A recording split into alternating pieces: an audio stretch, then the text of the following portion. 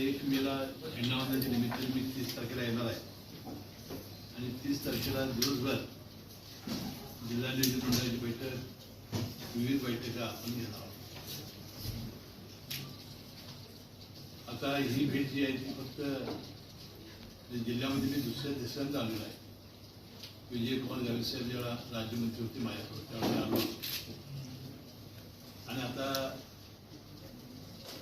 पालकमंत्री झाल्यानंतर पहिली भेट द्यावी, सगळ्या अधिकाऱ्यांच्या थोड्या ओळखी करून घ्याव्या आणि जिल्ह्याचा सुद्धा थोडासा इतिहास, भूगोल सगळा समजून घ्यावा या अपेक्षेने मी आलो होतो. माझा धावता दौरा आहे. तुम्ही 30 तारखेला सकाळी येईल, 30 तारखेला दिवसभर राहून मुक्काम करून 1 तारखेला झेंडावंदन करून जाईल आणि मला वाटते जिल्हा नियोजन मंडळाच्या बैठकीच्या निमित्ताने, विविध कार्यक्रमाच्या निमित्ताने मी घरी लावणार आहे. आता वास्तविक मी जवळजवळ 22 वर्ष मंत्रिमंडळामध्ये अनेक जिल्ह्यांचा पालकमंत्री म्हणून काम करण्याची संधी मला मिळाली.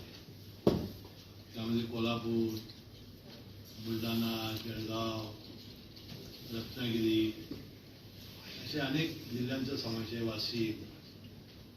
परंतु वाशिमला थोडंसं कोल्हापूरहून लांब होतं आणि महिन्याला किंवा कुठलीही घटना घडली की पालकमंत्र्यांनी यावं अशी तिथल्या जनतेची अपेक्षा असते आणि मग इतक्या लांब येणं एक शक्य होत नाही. म्हणून वाशिम जिल्ह्याचं पालकमंत्रीपद त्याला आमचे नेते स्वर्गीय अजितदादा पवार होते, तेव्हा म्हटलं होतं की बाबा आपण दुसऱ्यावर द्यावं.